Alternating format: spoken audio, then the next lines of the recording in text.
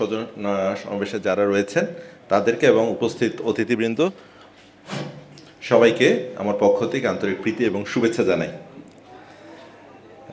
আজকে আসলে খুব বিব্রত লাগতেছে, কারণ সাংবাদিকদের সামনে কিছু বলাটা তো খুবই বিব্রতকর একটা ব্যাপার।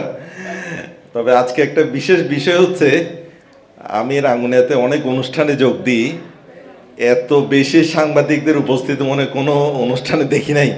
আজকে আব্বাস ভাই কি জাদু করছে নাকি আপনাদেরকে কোনো কিছু খাওয়ানোর করছে যে খাওয়াবে, আপনারা সবাই আজকে দলবল নিয়ে উপস্থিত হয়ে গেছেন। তবে এটা একটা ভালো বিষয় যে এটা আমাদেরকে প্রমাণ করে যে সাংবাদিকদের মধ্যে একটা খুব ভালো সুসম্পর্ক রয়েছে এবং আব্বাস ভাই একজন সজ্জন ব্যক্তি, যার জন্য সকলেই আমরা উপস্থিত হয়েছি। প্রথমে একটা কথা বলি, সেটা হচ্ছে আমাদের আগে যারা বক্তা ছিলেন তারাও মোটামুটি বলে গেছেন যে বর্তমানে আসলে আমরা কেউ পত্রিকা পড়ি না। হ্যাঁ পড়ি, আমরা মোবাইলের মধ্যে যে সমস্ত নিউজ ফিডের মধ্যে যে সমস্ত নিউজগুলো আছে সেগুলো হয়তো আমরা দেখি। তার মধ্যে আবার কতগুলো নিউজগুলো আছে উপরে এক ধরনের ভিতরে এক ধরনের। ওই দিন আমি পত্রিকা একটা হেডলাইন দেখলাম যে বিশিষ্ট অভিনেত্রীর মৃত্যু। আমি চিন্তা করলাম আমাদের কোন অভিনেত্রী মারা গেছে। আমি ভিতরে ঢুকে দেখলাম যে তামিলনাড়ুর কোন একটা কি বলেছে নাটকের অভিনেত্রী মারা গেছে। আমি চিন্তা করলাম হ্যাঁ, এটা পড়ার জন্য আমি এত কষ্ট করে খুঁজলাম। তো আসলে পাঠককে আকর্ষণীয় করার জন্য আমরা অনেক কিছু করি, কিন্তু সবচেয়ে বড় বিষয় হচ্ছে আমরা ছোটবেলায় যে পত্রিকাগুলো পড়তাম, পত্রিকা পড়ার জন্য আমরা অনেক দূর দূরান্তে যেতাম না, আমরা কারাকারি করতাম ঘরের মধ্যে যখন পত্রিকা আসতো।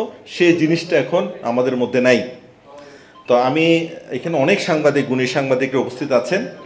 আমি আপনাদেরকে অনুরোধ করতে চাই, আমাদেরকে মনে হয় আরও অনেক কাজ করতে হবে যাতে করে আমরা পত্রিকার পাঠক তৈরি করতে পারি। পাঠকটা কোন পত্রিকা পড়বে সেটা বিষয় না, তার যেটা ইচ্ছে সেটাই পড়ুক। সে প্রথম আলো পড়বে নাকি যুগান্তর পড়বে না ইত্তেফাক পড়বে না কালবেলা পড়বে, সেটা বড় কথা নয়। বড় কথা হচ্ছে যে পত্রিকা পড়লেই হলো। তো কৃষ্ণাসপাল চন্দ্রকোনা যখন অনেক বছর ধরে যখন হলো 1907 সালে যেহেতু সেটা তৈরি হয়েছিল, আশেপাশে কোনো হাসপাতাল ছিল না। দুবাসী বাজারে যখন আমাদের একটা হাসপাতাল হলো, তখন আমি দেখলাম যে আমাদের তখন তো আমি জাস্ট নর্মাল সাধারণ ডাক্তারই ছিলাম, মেডিকেল অফিসার ছিলাম। অথরিটি চিন্তা করছে আরেকটা হাসপাতাল হচ্ছে, আমাদের হাসপাতালের মধ্যে প্রভাব পড়বে। আমার কাছে মনে হয়েছে আসলে প্রভাবের কিছু নাই, যত হাসপাতাল হবে তত ভালো। কার জন্য ভালো? রোগীদের জন্য ভালো। কারণ তারা তখন বোঝার চেষ্টা করবে যে হ্যাঁ, কোন হাসপাতালে গেলে আমি ভালো সেবাটা পাবো, এবং প্রত্যেক হাসপাতালও চিন্তা করবে আমার টিকে থাকতে হলে আমার সেবার মানটা বৃদ্ধি করতে হবে। আদতে কিন্তু লাভ হচ্ছে কার? লাভ হচ্ছে জনগণের, এবং লাভ হচ্ছে কিন্তু হাসপাতালেরও, কারণ তারা টিকে থাকার জন্য আস্তে আস্তে তারা সুন্দরভাবে আবার নিজেদের সার্ভিসটাকে আরও ভালো করছে। তো আমি অনুরোধ করতে চাই, আপনারা যারা গুণী সাংবাদিক রয়েছেন আপনাদের সহ আরও আমাদের কাজ করতে হবে যাতে করে আমরা বর্তমান তরুণ সমাজের মধ্যে আমরা পাঠক তৈরি করতে পারি, পত্রিকার পাঠক। কারণ এখন অনেকে আছি আমরা পত্রিকা পড়ি না, তো আমাদের এটা তৈরি করতে হবে। তো আমরা যারা এখানে অনেকে আছেন, আমার সমবয়সী, আমার বড়, আমার ছোট, সত্যিকার অর্থে আমরা যারা 90 দশক পার করে আসছি, আমি মনে করি যে আমরা আসলে পৃথিবীর মধ্যে একটা খুব লাকি একটা মানে প্রজন্ম।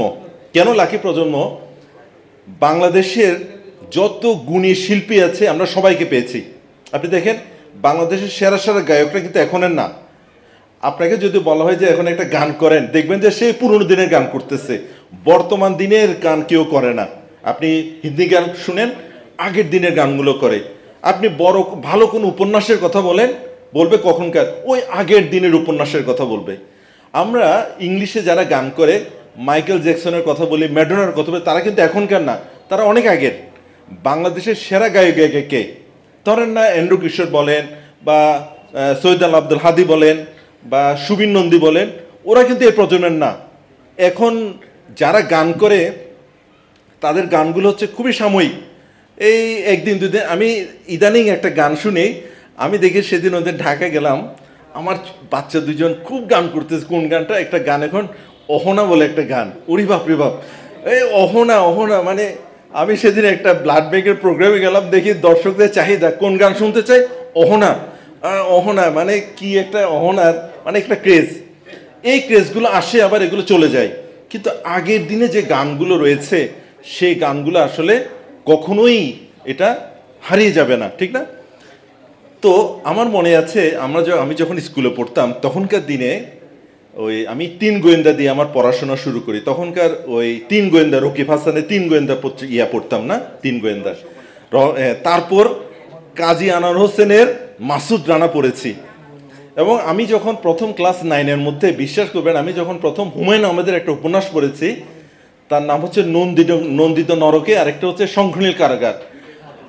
আমি যখন পড়লাম আমার কাছে মনে হচ্ছে আমি এতদিন কি পড়ছি, আমি কেন এই উপন্যাসগুলো আগে পড়ি নাই। সবচেয়ে মজার ব্যাপার, আমি যখন ইন্টারে উঠে প্রথম কালবেলা পড়লাম, আমার কাছে মনে হচ্ছে আগে যা পড়ছি আমি আসলে শুধু তো সময় নষ্ট করছি। কারণ কালবেলা পড়ার পর আসলে ওইগুলোকে আর আমার কাছে মনে হয় না যে উপন্যাস। কালবেলা বলেন, সাতকাহন বলেন, দূরবীন বলেন, এত চমৎকার। আসলে পৃথিবীতে জ্ঞানের এত ভাণ্ডার আছে, কিন্তু বর্তমান তরুণ সমাজরা আসলে সেই জ্ঞানের ভাণ্ডার থেকে অনেক দূরে চলে গেছে, ঠিক না? আমাদের এক ভাই বলছিলেন বক্তার মধ্যে, আসলে সত্যিকার অর্থে মোবাইল যখন প্রথম আসছিল তখন আমরা কিন্তু অনেক মোবাইল নাম্বারগুলো মুখস্থ রাখতাম। এখন আপনি সত্যিকার অর্থে আমি শুধু 2টা নাম্বার মনে রাখি, আরগুলো আমার কোনোটাই মনে নাই। আমি 2টা নাম্বারও মনে রাখছি যেন বিপদ আপদে মোবাইল হারিয়ে গেলে যেন ফোন করতে পারি। আমার বড় ভাইয়ের নাম্বারটা রাখছি। আর সত্যিকার অর্থে আমাদের আর কোনো নাম্বার মনে থাকে না, কারণ মনে রাখার দরকার নাই। তো মোবাইল টিপলে যেখানে পাওয়া যাচ্ছে সেখানে আপনাকে যদি বলে যে ওইটা যোগ করলে কত হবে, আপনারা এখন আর মনে মনে যোগ করবেন না, কি বের করবেন, মোবাইল বের করে ওখানে ক্যালকুলেটর আছে। আসলে সব কিছুর অবস্থা হচ্ছে এমন, আমরা আসলে এখন প্রযুক্তি নির্ভর হয়ে গেছি। প্রযুক্তি নির্ভর হওয়াতে কি হয়েছে, সেদিন আমার বড় ভাই আমাকে বললো যে আমি একটা প্রযুক্তি পাঠাচ্ছি, তোর যদি প্রজেক্ট প্রপোজাল লিখতে হয় তাহলে তুই এই অ্যাপসটা ব্যবহার কর, তুই জাস্ট কি চাস লিখে দিবে, ও নিজে নিজে লিখে আমাকে দিয়ে দেবে। তাহলে আমার ব্রেনের কোনো খরচ করতে হচ্ছে না, তো আমার প্রজেক্ট প্রপোজাল লেখার জন্য চিন্তা ভাবনা করতে হচ্ছে না, কারণ আমি ওখানে টিপ দিব, প্রজেক্ট প্রপোজাল নিজে নিজে লিখে বের হয়ে যাবে। আবার এর মধ্যে সবচেয়ে মজার ব্যাপার হচ্ছে, আমি সেদিন দেখলাম আপনি কি রবীন্দ্রনাথের মতো কবিতা লিখতে চান, আপনি ওখানে লিখে দেন যে আমি রবীন্দ্রনাথের মতো একটা কবিতা লিখতে চাই, দেখবেন ওই রবীন্দ্রনাথের মতো একটা কবিতা লিখে আপনাকে দিয়ে দিচ্ছে। কিসের কবিতা? বৃষ্টির কবিতা লিখতে চান, বৃষ্টির কবিতা লেখা বের হয়ে যাবে। তাহলে আমাদের নূতন প্রজন্মের আর কি করার দরকার আছে? কিছু দরকার নেই, তো পড়া মুখস্থ করার দরকার নাই, কিছু করার দরকার, বসে বসে তো খাবে। এবং সবচেয়ে বড় বিষয় হচ্ছে এই ধরনের করে যে প্রজন্মটা গড়ে উঠছে তারা তাদের ব্রেনের ব্যবহার করছে না। তো আমাদের আসলে পাঠক তৈরি করতে হবে, শুধু পত্রিকার পাঠক না, আমাদের পাঠক তৈরি করতে হবে, আমাদের গল্পের বইয়ের পাঠক, আমাদের পাঠক তৈরি করতে হবে। আমি এই যে 21শে বইমেলা অনেকের সাক্ষাৎকার দেখছিলাম, আপনারা কেন আসছেন? একজন দোকানদার বলছে অনেকেই আসে বই দেখতে, তারা বই নিয়ে ছবি তুলে ফেসবুকে দেওয়ার জন্য আবার বইটা রেখে চলে যায়, কিন্তু বই আর কেউ বিক্রি করে না।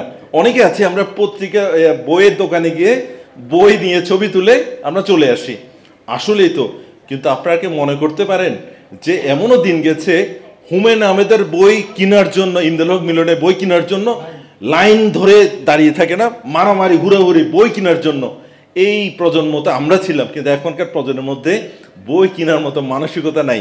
তারা অন্য কিছু কিনতে পারে, কিন্তু বই কেন কিনবে, এই ধরনের একটা ব্যাপার। কিন্তু আমি বিশ্বাস করি আজকে যে অনুষ্ঠান আপনারা আয়োজন করেছেন, এখানে অনেক সাংবাদিক ভাইরা আছেন, আপনারাও এটা চিন্তা করবেন যে আমাদের আসলে পাঠক তৈরি করতে হবে। এবং পাঠক তৈরি করার জন্য প্রথমে যখন বলা হয়েছে যে মাদার তেরেসাকে একটা কথা বলা হয়েছিল যে হোয়াট ইজ চ্যারিটি, চ্যারিটি সম্পর্কে আপনি কি বলতে চান? মাদার তেরেসা বলছেন চ্যারিটি বিগিনস অ্যাট হোম। আপনি যা কিছু শুরু করবেন সব কিছু শুরু করবেন কোত্থেকে? নিজের ঘর থেকে। আমার ঘর থেকে আমি আজকে শুরু করব, আমার ঘরে আমি পত্রিকা রাখবো, আমার ঘরে ছেলে মেয়েদেরকে পত্রিকা পড়ার জন্য উদ্বুদ্ধ করব, বই পড়ার জন্য উদ্বুদ্ধ করব, তার পরবর্তীতে আমি আমার পার্শ্ববর্তী যারা রয়েছে তাদেরকে উদ্বুদ্ধ করব। আসলে আমরা এই আজকের এই যুগান্তর স্বজন সমাবেশের মধ্যে আমরা যারা উপস্থিত হয়েছে, অনেক গুণী ব্যক্তি আপনারা উপস্থিত হয়েছেন, তাদেরকে বলছি আসুন আমরা সবাই মিলে একত্রীভূত হই, আমরা এমন একটা সমাজ গড়ে তুলি যারা পত্রিকা পড়বে, যারা পাঠ্যপুস্তকের বাইরেও যারা বিভিন্ন ধরনের বইগুলো পড়বে, সাহিত্যগুলো পড়বে, না আজকে খুবই আনন্দের বিষয় যে আজকের অনুষ্ঠানে আমাদের একজন বিশিষ্ট শ্রী সাহিত্যিক আছেন না, উনার 2টা বই মনে হয় এবার বের হয়েছে। আমি খুবই দুঃখিত এখনো বইটা কিনতে পারি না, তবে আশা করি বইটা কিনবো। তবে এটা এবং আমাদের মধ্যে আবার গুণী তামান্না লাহিড়ু আছে। ওই দিন দেখলাম যে সে একটা কি চাটকিয়া ভাষায় একটা কবিতা আবৃত্তি করতেছিল মনে হয়। যাই হোক, অনেক গুণী ব্যক্তির সমাবেশ আছে এখানে, সবার জন্য অনেক অনেক শুভকামনা রইল এবং যুগান্তরের অগ্রযাত্রা সামনের দিকে আরো সুন্দরভাবে চলুক। আব্বাস ভাইয়ের জন্য অনেক অনেক শুভকামনা। তবে এটা তো ঠিক, আমি যুগান্তরকে ভালোবেসে এখানে আসি নাই, আমি সত্যিকার অর্থে আব্বাস ভাইকে ভালোবেসে আসছি। আপনারা অনেকে আসছেন এবং এই ভালোবাসা থাকবে। সবার জন্য অনেক অনেক শুভকামনা, অনেক অনেক ধন্যবাদ।